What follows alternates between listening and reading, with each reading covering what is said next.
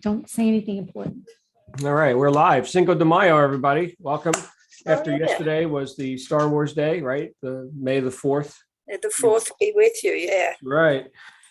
So good to see you all. John Lavenia here with you live and in person. We did have yesterday, we had some great stuff going on. We had Books for Britain with Mandy Anderson talking about You Were Born Rich by Bob Proctor. Great book. And then we had Networking Magic, which was an intimate session last night, from what I understand. And so that was last night. Today we have this, what we're doing right now. And then, of course, tomorrow we have our general session and the Be Heard session, since I'm back. I will announce that late next week, I'm going to be, or mid next week, I'm going to be heading out to out west. So schedule should be just fine the way it is. But if there's any adjustments, I'll let you know. Today, present time, wanted to get with you a little bit about, well, I'll tell you what, I had an interesting morning so far, and I think it's something that we can get some instruction out of. And that is, I met with a guy who came to the house by my request. It wasn't just another solicitor trying to sell solar, which is like every day around here. We got 2 no soliciting signs now. 2 Wow. of them. We may go with a third. Yeah. They're ferocious. But I called this guy who is an expert in wells and irrigation. Hey, Stuart. So he's a wells and irrigation expert. I don't know anything about wells. Living in Arizona, right? You need dynamite to get into the ground down there. Is there even water in there? I don't know. Maybe Stuart would know. He's more of the survivalist, right? So Stuart, if you were in the middle of the Sonoran desert and you needed water, what would you do? Well, I know you could get some out of a barrel cactus, right? That's one thing you could do. But we do have a well that pulls in water for the sprinkler system. We got tap water from the city too. But the thing is that I could either do this myself. We need to add some sprinklers and stuff for the garden that we're putting in. I could either do that myself, or I could call the expert. Now, we've talked about delegation here before. 270 feet, $30 a foot out here, 270 feet of well. Wow, that's impressive. Ours is 4 feet. 4. Yeah, but you see, all of this is a big paradigm shift for me, right? The whole settings of the land, and the fact that you can have a well and all that. But the thing is that we're looking to expand this whole irrigation thing, and so I'm thinking, well, what do I do? Go to Home Depot, buy a couple sprinkler heads, put in some PVC or whatever. You know what? No. I got the card from the guy. He's the expert. And I called him and he showed up. And for free, he gave me like a 1-hour consultation on, first of all, everything that's wrong, because he wasn't the guy that put this system in. And he made some very specific suggestions on how to get a lot more benefit out of it. But the other thing is that I don't have any more guesswork about it. I have, well, maybe I could do it this way, or maybe that's right. And let me spend a week on it and whatever, which is my tendency to do. So all of you do-it-yourselfers here, God bless you. I've certainly done a lot of stuff myself, but I've also learned a bit, and am learning to delegate, because these are things where I know that I don't know.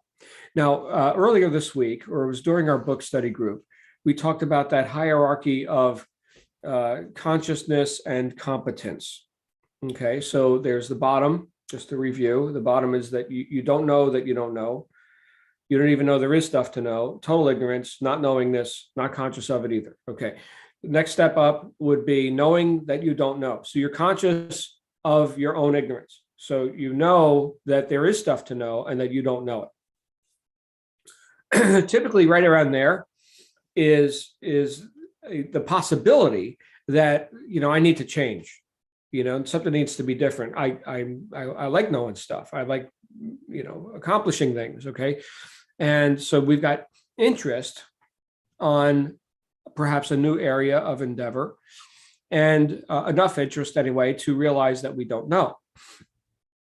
Next step up would be conscious competence. So we consciously don't know, we're consciously incompetent, right? But then we learn because we decided there was a need for change, and we learn, and now we know, and mechanically we can do the thing now because we got some training and we know what to do. Above that, according to this hierarchy, would be unconscious competence. So I would call that mastery.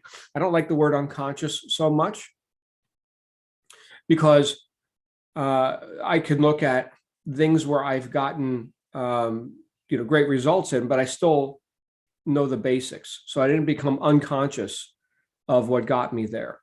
Okay, but unconscious competence would be like you don't even think about it anymore. So kind of habitual competence, we could say, habitual. I don't have to sit around making decisions about it or think about, I think of Gordon Ramsay, right? My family and I watched every season of MasterChef. Anybody ever watch Gordon Ramsay cook? It's a pinch of seasoning and like salt's flying through the air, and like how much salt was that? It was the right amount. It was the right amount. You don't ask Gordon Ramsay questions, right? It was the right amount. So that's a high level of mastery. So here's the question.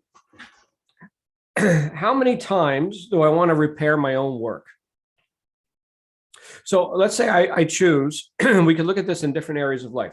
Let's say I choose to do it myself, which a lot of things in life I do. Okay. I could go and I can have a pretty good effect if I take the time to become consciously competent, and do that thing. But isn't it also true that there are times, and think of this, I don't know, I'm imagining, let's say a woodworker. Anybody, I don't know, Stuart, I'm leaning on you today, buddy. You probably whittle, right? You got like a knife and you whittle stuff, maybe. Missy, do you whittle? Okay. My son Stefan does, and he does a fantastic job. Okay, great. So there you go. So we could look at, and this is an art, okay? We could look at, somebody whittling a piece of wood very technically and carefully, right? Trying to get the shapes that they're looking for to make whatever the item is. And then you go see the master, right? Here's someone who does this, for the last 50 years, like that's their art, passed down from the chief of the tribe and whatever. And it's like magic watching this person work, magic. Painters, right? Bob Ross. Oh, I loved Bob Ross, right? And he just, put a little color there, it's very nice. My wife and daughter went to a painting class, one of these social event things, and it didn't come out like a Bob Ross painting, but it was very, all right, now we're going to put how much of that, and you mix these two colors, right? And so it was interesting. I mean, there was a product at the end of it, but compared to the instructor, like a Bob Ross kind of guy, no comparison. Then you've got, since I'm on the topic of paint, then you've got Jackson Pollock and others of his ilk. I don't get it. I don't get it at all. Any one of you right now, Missy, go get some buckets of paint and some sticks and whatever, and just start throwing shit. And like, it's worth $1 million, right? According to Jackson Pollock fans. So like, what is that? Okay. Now, is that how I want my irrigation system to come out? I'm thinking of what product do I want? Do I want we'll stick on the painting metaphor, right? Do I want here's my wife and daughter went to a social event and they came back with a couple of canvases and there was paint on it. There was paint and I couldn't make out what it was. Yeah. Or do I want the master who could do it, 10,000 times faster than me and do it better? Or do I want Jackson Pollock? Which is, I wouldn't say that bad as far as, what I've got here right now. I mean, the grass is getting watered, but There's definitely some improvements that could be made. Well, I'm gonna go with the pro. Now, here's the rest of the story: is that because this was a referral, because someone else had vocalized that they trust and respect this person's work, I'm not even going to shop. Guy showed up an hour and a half early, gave me some free chemicals for the anti-rust thing. You guys know if you pull well water out, I guess in certain regions, you get this tank, which, you can supplement like a little bit of acid or something, and it doesn't make the rust stains on the white fence.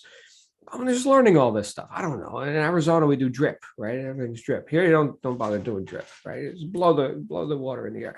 So the point is that not only am I learning to leverage my time through the strengths of others, but I'm also having,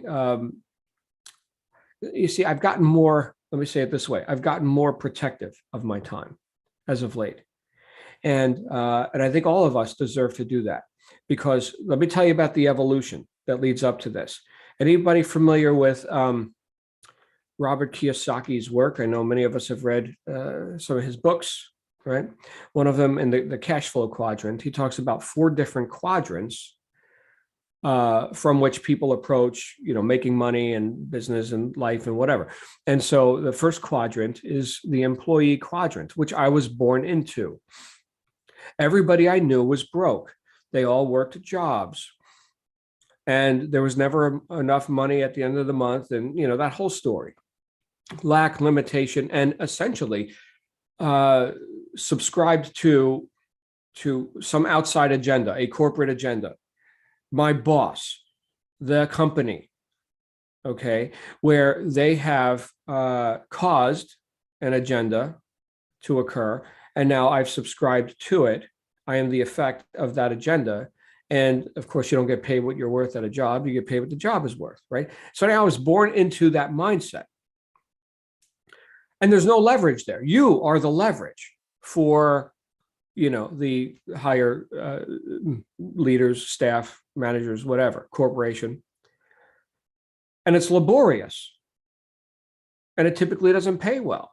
Now, if that's your path, right? If you'd rather not flex your entrepreneurial muscles or express a bit more self-determinism, okay, well, you could survive with that path. It's infinitely better than, I guess, living off the dole or something, right? Which we've got 5 and 6 generations of welfare recipients. They were born into that, right? So that's the paradigm.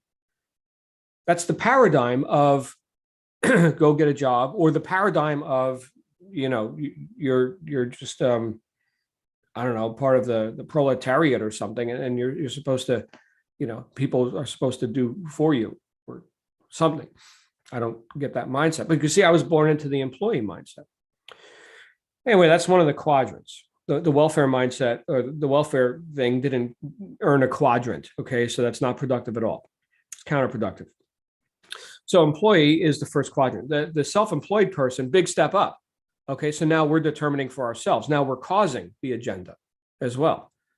Still laborious, potentially more money, or potentially lose money, right? I mean, self-employed. I mean, if you're going to stay in that quadrant for long, you damn well better be profitable. But now we're getting paid for results, not just for exchanging time for money, punching the clock, whatever. Okay, and yet little to no leverage. So just like in the employee quadrant, where's the leverage in that? Okay, so now you're just basically betting on your own strengths. And in a lot of cases, I've had to develop strengths out of necessity because, if you're a solopreneur or something, right? But more, what I found myself doing was gravitating towards things where just me and my wife, or, whatever the scenario is, where these are things we're already good at. So we're developing our strengths that already exist, and we're finding enterprises and opportunities to exploit, having already become competent, consciously or unconsciously competent in these areas. Still no leverage. Okay, but higher income, that's nice. Okay. The third quadrant is the business owner or the bigger business owner. Certainly a self-employed person has a business, but the bigger business owner, now we're getting into leverage. Now, and this is the evolution, if you will, of let's say, myself, my experience, and I think many of you can relate to this, right? So now that you know that you could be successful as an entrepreneur, as a self-employed person, well, can you be all things to all people? How do you scale up? How do you get leverage? Bob Proctor, rest his soul, he said, you want to develop your strengths and manage your weaknesses. Well, how do you do that? You manage your weaknesses through the strengths of others. I'm not the sprinkler guy, and which is not part of the business that I run. Okay, but still, I run a business right here, and part of our domicile is business space, and there's tax advantages to that and all. So yeah, I'm sure the business needs some new shrubberies or something, right? Got to have some curb appeal for when those people show up.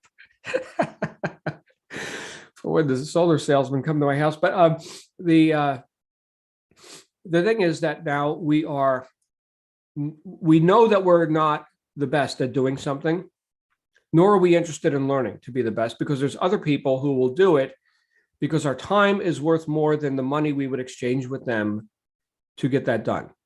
I know this may be a basic concept, but it's one that I've been highly resistant to, because growing up in the employee mindset, where there's too much month at the end of the money, or however that is, money, oh, my precious, right? Time, I don't know, it pisses away time. What's on TV tonight? But money. Yeah, I see a couple of heads nodding. Okay, so if money's your precious and time is worthless, it's going to be a big shift into the business owner quadrant, right? That's the shift right there, is that your time is worth more than your money.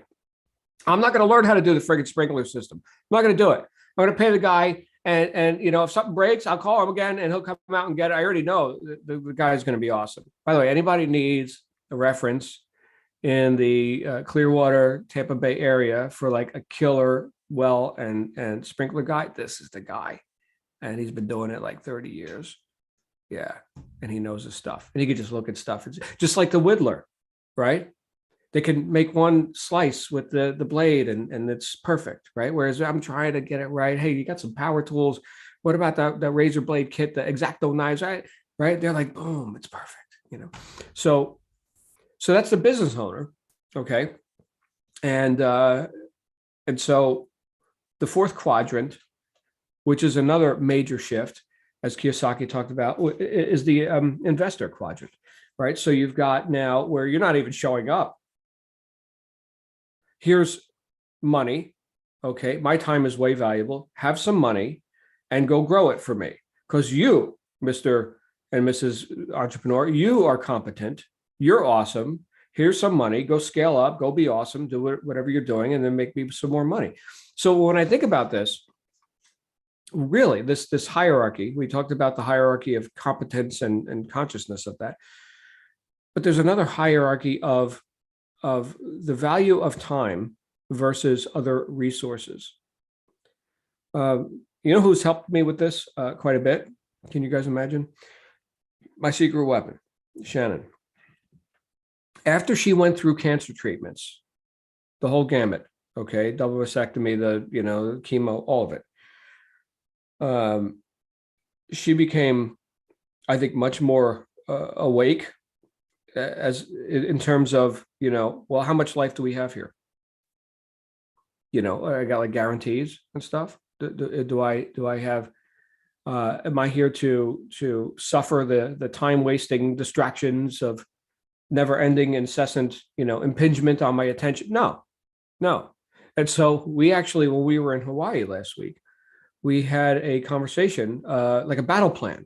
And you guys put together like a battle plan, like here's what we're going to accomplish, and here's the steps that are going to be taken to do that.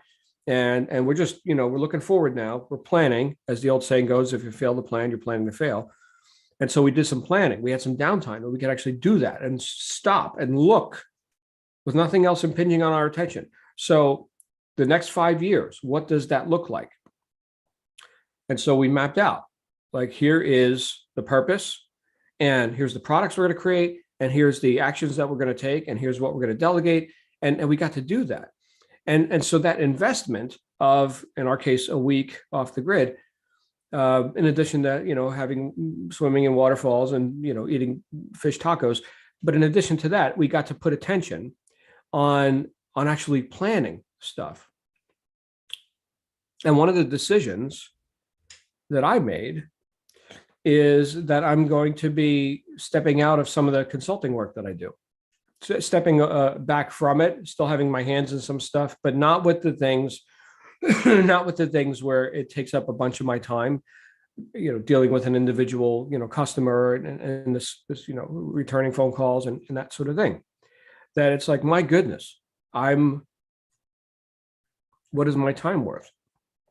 So this is part of the evolution, going up that scale of valuing time more. And I suppose, this comes with age. I don't know too many, 20-year-olds, maybe Gail, maybe, your son has some perspectives on this. By the way, I haven't seen Stefan in a long time. I hope he's okay. He's a member here. Would love to have him show up every now and then if he's open to it. But he's working at a monastery, and the internet thing is so bad that there's no way he got it. Tune in. Okay, well, Stefan, if you see the recording, we love you. You're awesome. So in that case, right? I mean, that could be, maybe there's an indicator right there. It's just one specimen, okay? But here's a younger person who, I don't know what happens at the monastery. Maybe really exciting stuff. I don't know. Probably not. Anybody spend much time at a monastery? I've spent time in the ashram, which I guess is like a Buddhist monastery, and he does the cooking for them. He's learned a lot about vegan food and different things, different spices and things. But he's also been doing a lot of the work outside, making a meditation garden and all that. So he's happy doing that for now, but that's where he is. Okay. And so the only barometer isn't not just money. Money is not the only barometer. So if I'm talking about like the time money ratio, okay, here, have some money so I can save time. I don't want to learn this. I don't want to do it. You do it. Here's some money. That's one ratio that we can look at. The other thing we could look at is, and if that work is pleasing, just to use Stefan's example. So here's time that's being invested to get some sort of pay, recompense, and perhaps other kinds of pay. You get to hang around with monks and stuff. I mean, that sounds pretty, uplifting. It's probably, pretty calm and stable environment. He's probably not, dodging bullets or whatever, right? So there's some good survival potential there. But the, is there like, is it part of his like spiritual, path or whatever? I mean, I can go sit in an ashram or something for a few days and meditate and, whatever. Time's gone, but how did I get paid? What did I trade that time for? Furthering, my own consciousness, having a bit more of a cosmic experience, or however you experience, whatever words you'd like to use to grow spiritually. Okay. So what are we trading our time for? Is it worth it? So, and I'll tell you, if it was like a machine that I had to go and I had to put in and take a withdrawal, I'll take 24 hours, please. Yes, thank you. Okay, here you go. There's 24 hours. All right. It's kind of like when people want to just use cash. I'll just pay for everything with cash. So now you've got the cash, and now you have to see yourself taking the cash to buy the thing. You tend to spend less. Okay, so that's like some financial planners have taught people how to do that, right? Well, sadly, or maybe fortuitously, we don't sign off and hand the units over when we invest time or blow it on stuff. I think, again, younger people tend to feel like they've got a lot of time.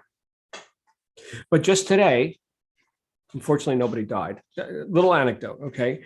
But just today, taking my daughter to her class, Here in happy little Clearwater. Okay, I mean, there's more city parts of Clearwater too, but I'm just on a road that suburbia, nothing to it, right? We come to a traffic light towards a main road across street, and I'm stopped, and there's like maybe I'm 3 or 4 cars back, and then bam, collision in the intersection, and it was a car hit another car on the side, and that car hit a motorcyclist and knocked him off his bike. Okay, which I'm very sensitive to. Okay, and the biker he was okay, but it's immediately the crash happened, and some guy started running out of one of the cars that was in the collision, started running towards me and my daughter in the van. Okay, and ran past us, running at full speed, sprint, trying to get in other people's cars. Yeah. Next thing you know, the sheriff's on scene, right? And I don't know if this guy was a gang member or wanted felon or something, but he was like, I think he carjacked somebody. He tried to get in one car, and then I couldn't see him. He was behind us, and somebody said, yeah, he got in some person's car and took off. What? Right? So, and I'm not saying, hey, everyone, walk around paranoid and beware of, your life could be over at any minute. But your life could be over at any minute. So I don't know if that was a carjacking. Was that a gang member or something? I don't know. I've never seen somebody sprint away from a rather minor collision. I mean, there's no, flames or anything. Even the biker that got knocked off his bike, he stood right back up. But something, right? So value time. That's what I'm doing more. I'm valuing time more. One of the things that one of the things that I value and that I'm willing to exchange time for is to sharpen my saw, which is why I'm involved in mastermind group, right? Is to sharpen the saw. I need reminders all the time.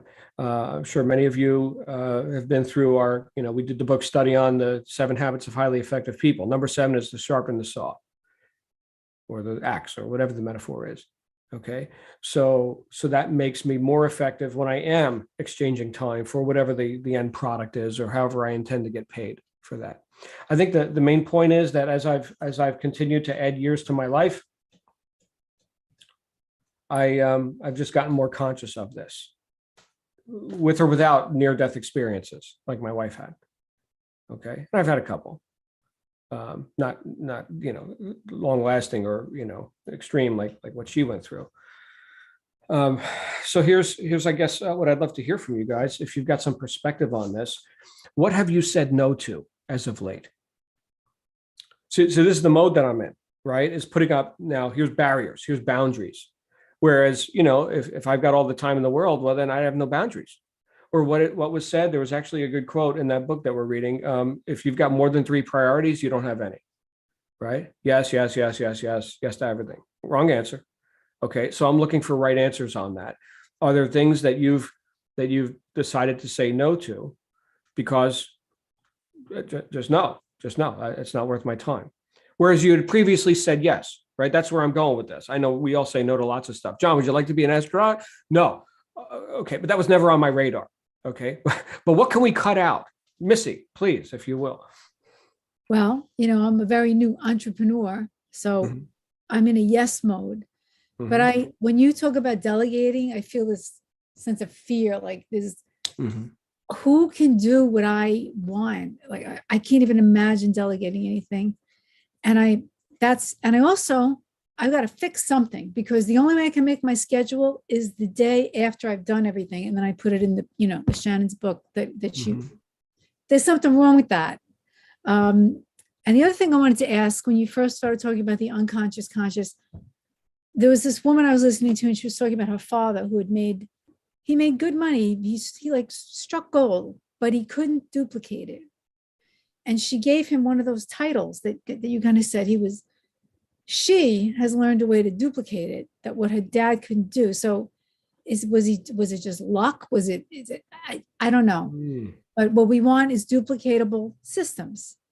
And writing my calendar in the day after I've done everything does not seem like a good duplicatable system. Ah, I am completely disorganized for many different reasons. I'm getting a lot of things done, but not efficiently, and I'm exhausting myself. mhm. So learn from me, YouTube world. That's not the way it goes. I'm trying to learn to better it. I put some things down, then something happens and I'm thrown off my schedule. But delegating, it has to be done once you've reached a certain point. I understand that. I mean, how do you know that no one could put up the fans as good as you did? Like, how do you, the water is, you had the competency for that. So you don't care so much about the water thing. But if you were an expert, like, what do you do? Fire the person if they make a mistake? I can't even imagine delegating anything I do to anybody. Right. Right. And so there's a paradigm there. That's how you see the world and life and whatever, is that if you want it done right, you got to do it yourself. So that's a trap. That's a trap. Now, when it comes to mechanical things, hanging ceiling fans or whatever, yeah, I'm good. No problem. In fact, I can do it faster than probably anybody else. And I know it's going to be done right because a lot of people do crappy work and whatever. So, and I don't know a handyman yet. I just moved here, right? So, and I need them done. I need them done now, get it done because I got to put the rest of the room together, get those ceiling fans up. So that was expedient. Okay. But learning, the ways of irrigation and stuff and how much pressure on how many nozzles and the spacing and now we're dealing with the well and how long does it take for the well to fill back up again? Yeah. All right. Give me a couple of months and I could do half a crappy job. Okay. Or this guy can come in and knock it out in a day. Yeah, here's $1,000. You can't delegate, at least I don't think you can. Mela, so many of us here doing Mela, you can't delegate that to somebody. You have to be the conduit. Okay, well, but with that, okay, so let's take that up. That's great. And then we're going to hear from Allie. So here is a marketing opportunity behind which is product development. You didn't do that. Legal, accounting, admin, all the other stuff. Yes, you did. You delegated, right? You wear one hat. Okay. And that's the one post that you man and do it well. And then you get the leverage of, you mentioned duplication and here's referrals and everything. So in that environment, sure, I make money again and again and again for work I did, a year ago or whatever. So is that not a leveraged income position? It is. That's good. That's good. In fact, that helped us get through the whole cancer treatment thing, for a year and a half. Money just kept rolling in from work we had done prior. Good investment of time. Because understand, in life, we've got two ways to make money. We've got people working and we have money working. Here's quadrants 1, 2, and 3. Employee, self-employed, and business owner. And here's quadrant 4, investor, money working, right? And if we can leverage those two, which is really smart, right? So now we take money and now we buy assets, right? I can tell you just with this house and how friggin' insane the real estate market has been. Shannon just showed me the comps in the area. We've made like 70 grand in 4 months on this house. Yeah. And we bought high. I mean, it wasn't like, hey, everybody, Florida's going to be a hot thing. It was already a hot thing.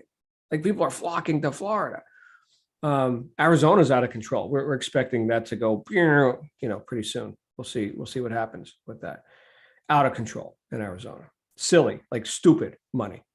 To the little box of a house we were living in, 2,400 square feet or whatever. Row houses, right? I mean, you could practically shake your neighbor's hand out the window, right? And a beautiful community, pools and, palm trees and the whole thing. But the guy who bought it, from the guy we were renting it from, some guy from California sold out. He needed to put the money somewhere. Hey, let's buy some Arizona, right? $415,000 for a box. I was like, there's no way. There's no way. And you know what? The previous owner, he said, if you guys want it, I'm like, well, we don't want it. The house is built like crap and whatever. It's, thanks for the nice rental, but we're moving on. But it's like, if you guys want it, I'll give it to you like 385, like we know the guy, he's a nice guy, he's a realtor and everything. And we're like, no. Yeah. So, but yeah, I think that's gonna correct pretty abruptly, especially as interest rates go up. This isn't a real estate conversation, but I'll tell you what, I think we made a good choice grabbing some Florida when we did. Grab yourself some Florida. In fact, you know what, Stuart? Strahan's ice cream, which is I learned how you pronounce it. It's not Strachan's or what I'm like, but Strahan's ice cream in Dunedin is calling for you. They want Stuart in the house. So come on down, brother. Stuart's got family here. Allie, across the pond. Hi there. Good to see you all. Yes, I think I definitely got sucked into that thing that you can do everything, and that I think I felt certainly starting up my own business that I should learn, and I should get to do it, and so I was just the amount of YouTube videos of learning this platform and that platform, and I think I wasted so much time doing that, where I could have just gone to Fiverr and found somebody to do it, and it would have saved me a lot of time and stress. So I think there's a lot in it, just accepting, isn't it? Just accepting really where your skills lie, and be proud of that, and be happy with that, and be joyous that you can give somebody else some work. Right. So this was like technology that you were learning about, websites or what? Yeah, absolutely. All the things that come with starting up a new business, with websites and platforms and design and all of that. I felt like I should be able to do it, and I've been very much kind of had to do things in my theatre company. You're just doing everything, so it's just in my psyche just to do everything, and so it's been a real lesson and a very valuable lesson to work out where my strengths are, and enhance those and give others rest. Right. Yeah, we, as you know, we run a branding and marketing agency, and I'm not the web design guy. I'm not the artist. I'm not the designer. None of it. Right? So there's leverage, and and you could find good work freelance as well. So, but my goodness, I remember. Did I share with you guys that I was looking at getting Final Cut, video editing software, Final Cut Pro on a Mac, right? They came out with Final Cut Pro 10, and it's like this breakthrough, right? And the manual for it is like that thick if you wanted to print it out, okay? And just based on that, I decided not to get it. Looks like great software, $200 or whatever, who cares about the price? But read that to learn how to do it. Ouch. No, I'm out. We'll pay the video guy. If I got a quick job, I'll use Camtasia or iMovie or whatever. I do that, do that in my sleep. Awesome. Thank you, Allie. Gail, here comes Gail. Hi. Just a story about my husband and hiring people to do things. My husband came from a large family, and one brother was a master builder, one brother was a master electrician, one was a master plumber. His father was a jack of all trades. My husband hated any of that. Put him in the kitchen. He was a professor at one of the top schools in the country for cooking, and he loved it. But I remember when we bought our house, he had to start learning to do those things that needed repairs. And one day, the sink in the kitchen, the pipe was dripping underneath. And he worked on that thing for 4 hours, cursing and sweating and throwing things. Finally, he gave up. He called a plumber who came in, and in 15 minutes, he had fixed the problem. And so my husband said, never again. We're always going to have somebody come and do what I can't. That same plumber, if you put him in the kitchen, he probably wouldn't be able to produce a meal.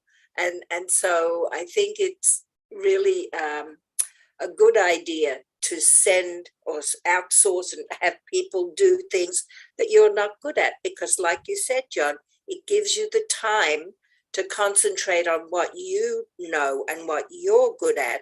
Your time is very valuable. So that's all I wanted to say. Thank you. Thank you. Yeah, and another great example of the power of delegation. Missy, I have no idea what that means. Missy, mind shift must matriculate. I've got to get out of this thinking that only I can do it. This new world won't work that way. And it's making me feel discomfort. So I have to just go through the discomfort and even let people look at emails that I don't want to do. And I hate that. That takes so much time because I'm paralyzed by the paradigm of if I can't do it, if I don't do it, nobody can do it. So I want to let Bob help me. Would you guys benefit from like some special sessions on like copywriting? Sure. What? Yeah. Okay. Okay. I mentioned, I alluded to a couple times this week already that we've got some ideas that we want to talk about with our core group here, and that is about expanding this platform in some ways and contracting it in others. In other words, getting focused on what's the outcome of participating in this group. And so I'm going to be calling a few of you, and we're going to have some discussions on that. But it's come up a couple of times already. In fact, I think it was yesterday, Glenn talking about, using your gifts, right? My gifts are not irrigation systems. My gifts are communications, sales, that sort of thing.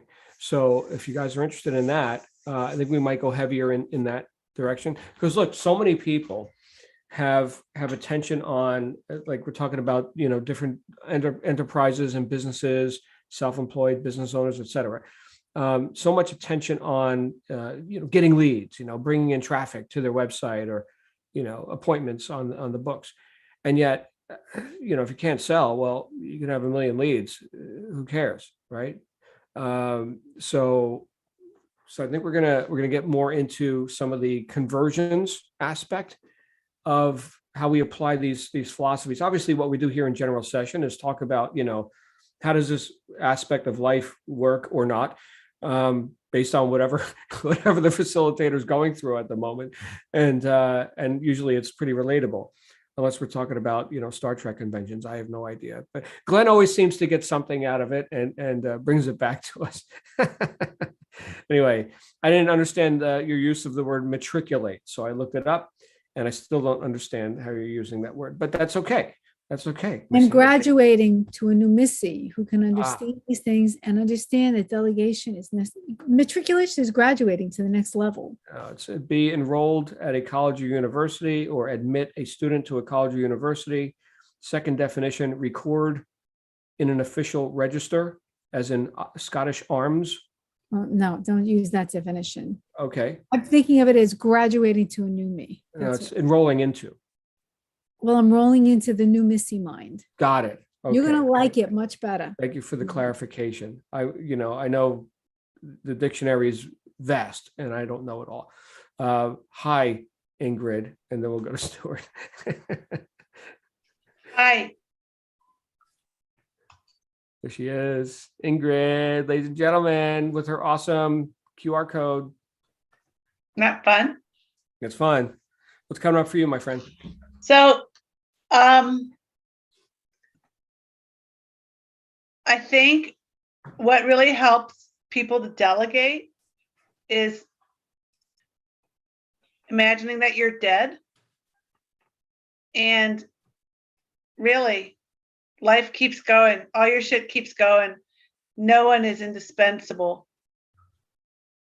So there you go. Well, there's I think of that a lot, actually, when I'm feeling like I'm getting control freaky. I'm like, actually, if I just wasn't here, they'd figure it out. So that's really kind of relieving, I find, for me. Yeah. Psychologically, it's like you don't have to have all the answers, because what if you aren't even around anymore? Yeah. Which at some point will be the case. Okay. So that doesn't mean that that you're apathetic or you just, you don't do your work or whatever, right? You still show up. No, I just feel it takes some pressure off when I'm getting like, oh my God, I'm the only one that can do all these things. Because everyone gets there, right? And then it's like, oh, but actually, it's not true. There are other people that can do the things. Right. Good. Makes That's it. sense to me. I just pulled up your virtual business card. That's awesome. You loving it? I love it. Good times. Stuart? Good morning, everyone. Good morning. John. Wow, a lot to chew on today. I'll work backwards a little bit. So Ingrid, you just reminded me of the Stoic concept of memento mori, remember that you will die.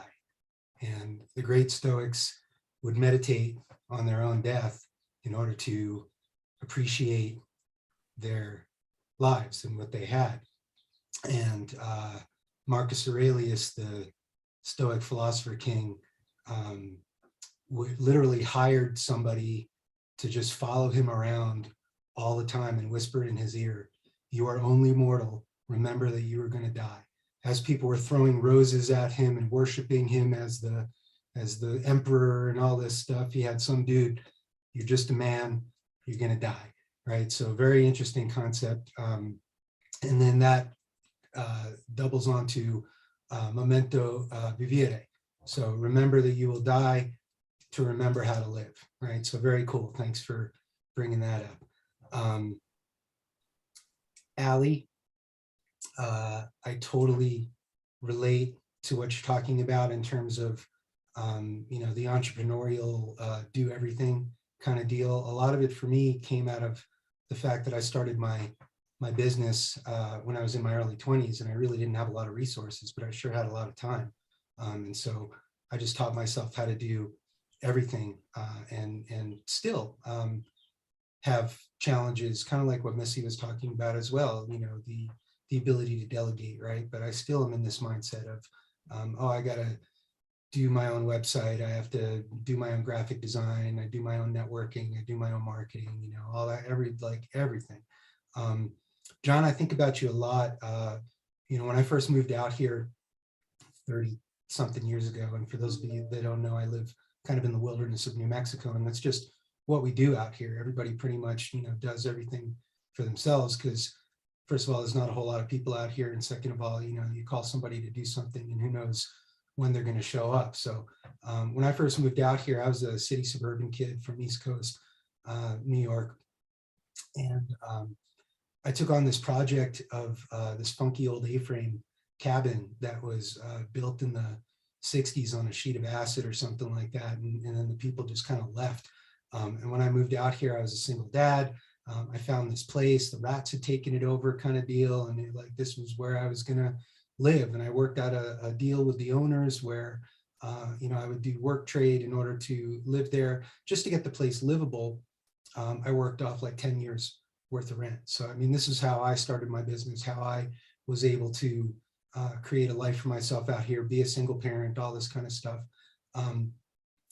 Taught myself carpentry, taught myself plumbing, had funky old cars that always needed work, had to teach myself mechanics, right? So when you start talking about sprinkler guy and what's your time worth, I immediately think about working on vehicles and all kinds of stuff like that. And sure, can I do it? Yeah, and then at the end of the gig, it's, bloody knuckles and, I don't have the right tools. And at a certain point, you realize why experts get paid what they get paid, right? You can bitch and moan about the, $1.25 an hour that a plumber gets or a mechanic or whatever. But once you start trying to do what that person is doing, you realize that there's a gigantic learning curve. And sure, when I didn't have resources, that's what I did. I taught myself how to rebuild engines and how to rebuild transmissions and how to fix old cars and all this kind of stuff. At a certain point, when resources were plentiful, then I shifted my mindset to where, I don't need to do all that anymore, right? What's my time worth, right? And so I appreciate and as much as I know you're talking about like, what do you say no to? Like I'm hearing today, like, what's your time worth, right? And that's what's resonating with me. Sprinkler guy, well guy, right? Yeah, I had to teach myself all about, okay, yeah, our well guy out here, they come with the big rig, they drill down, I live at 8,000 plus feet above sea level. And so we're sitting on top of a big aquifer, but yeah, the water's far down there. And so, yeah, I immediately knew what the cost per foot of drilling a well is out here, right? But interestingly enough, I recently delved into drip irrigation. And it's a little bit of what you're talking about, right? And there's a lot of math and a lot of calculation. I'm also dealing with solar, as we've talked about, and calculations of kilowatt hours and all these things. And I'm still in this mindset of, jack of all trades, master of a few, right? I'm not a fan of master of none, because I feel like if you're a Jack or a Jane of all trades or many things, then you at least better be good at a few of them. Maybe not, professionally proficient at everything, but at least, you should, if you invest your time in learning things, right? This goes back to Napoleon Hill, specialized knowledge and all that kind of stuff. If you invest your time in learning something, then you best be good at least some of those things. I'm not so much a whittler, but I was, when I first moved to New Mexico, I was a production woodworker and a chandler. So I was a chandler and a luthier. These are words that are kind of old world words that maybe Ali and some of our UK friends might be aware of, right? When you think chandler, most people in the US think of, oh, the guy from Friends, right? Whatever. But a chandler is a candle maker, like a chandelier, right? So a chandler is a candle maker. So when I first moved out here to New Mexico, I found this crazy guy out in the desert who was, had this candle making business. And that was my first gig out here, was dipping candles all day for, $4.50 an hour. Talk about employment quadrant, right? And the Kiyosaki book kind of changed my life in a lot of ways. And it's one of the first, let's say, gifts that you gave to me, John, was, the reading list when we first started on this journey together, and reading Kiyosaki's book and going through this understanding of the employee quadrant. And I think, yes, most of us at least start there. I don't know if I could say I was born there. My father was a CEO, corporate exec, New York City guy. But of course, I started my journey as an employee. Missy North Shore Animal League reference there, right? So I was the kennel guy, which is a nice way of saying the guy who scrapes up the shit in the dog kennels or whatever. But that was my gig. But after I started my business as an entrepreneur, I think this is the challenge, and this goes to what both Ali and Missy were speaking about: the challenge of scaling and creating a repetitious, right, a scalable business model, and also being the one who does everything. And so I remember reading about, and I thought I was really, great for being self-employed, right? And then you realize at a certain point when you're self-employed, there's that tendency to where you're the business, and you can work as hard as you want and you reap those benefits. And it's a hell of a lot better than being an employee. But if you stop working, whether for me it was health issues or COVID shutting down my business or whatever it was, right, then you got no residual income, right? So this was big eye openers for me. And in the quadrant book, what's it called again, John? Cash flow quadrant? Cash flow quadrant. Kiyosaki drops a couple of anecdotes, and the one that still brings tears to my eyes as a personal connection is the town, and I think of like an Arizona town, right? There's no water in the town, and there's a lake a mile out of town, and the town puts in, and everybody would have to go and get buckets of water every day, to meet their water needs. So the town puts out an RFP for, somebody to bring water to the town, and there are two bidders. One is a guy that says, I'll bring the water to the town. He's got a mule or whatever, and he goes and he all day long gets buckets of water and goes a mile out, a mile back. He works, 18 hours a day, dragging buckets of water back for the town. He probably makes good money, has no time, totally exhausted. The other person is the entrepreneur who looks at the problem and says, oh, well, let's create a system, right? And so he hires a team to come and build a pipeline and, engineers and architects, and they build aqueducts and all this kind of stuff. And he creates this whole system to bring water to the town. And then the guy's gone, but he's making money. Whereas, bucket guy is, still going back and forth every day. And at the end of his career, he wants to pass off his business to his children. His children don't want anything to do with it. They watch this guy work himself to the bone his whole life, right? And I was like, I'm the bucket guy. Like, I totally, I had a wonderful business and made great money and absolutely loved and enjoyed what I did. But I realized that the moment I stopped moving, that was it, right? And so it's very interesting trying to sort of redefine, recreate. Anyway, great stuff. Oh, and so for me, in terms of what I say no to, and this was an interesting thing because again, I had a health issue with my back, I had a fractured spine, wasn't able to, do my gig. And then COVID as well, kind of, took a huge mortar shell to the tourism industry here in New Mexico, right? So my business is shut down. And so I had to say no to operating my business, for those two reasons, very different reasons, but still, I had to say no, to the point where our phone is still ringing every day. I get emails every day. Hey, we want to go out with the llamas. Hey, we want to go hiking. Hey, we want to go camping. And as tough as it's been, as a struggling e-commerce entrepreneur, and yeah, there's, we're doing okay. And, we've got income being generated from our e-commerce, but it's not, we haven't quite replaced our outdoor recreation business income, right? And so on a daily basis, I'm like, oh, when can I start up again, right? Because I'm thinking about, the difference between, my income generation, right? And I've really had to just be like, no, my health comes first. I've got to get back to, the point where I can do such things, and then even think about, do I even really want to be the bucket guy again, right? Or how can I scale and hire people, right? And Missy, you were talking about, I can't even imagine hiring somebody, right? And so to me, it's almost like an exercise in cloning.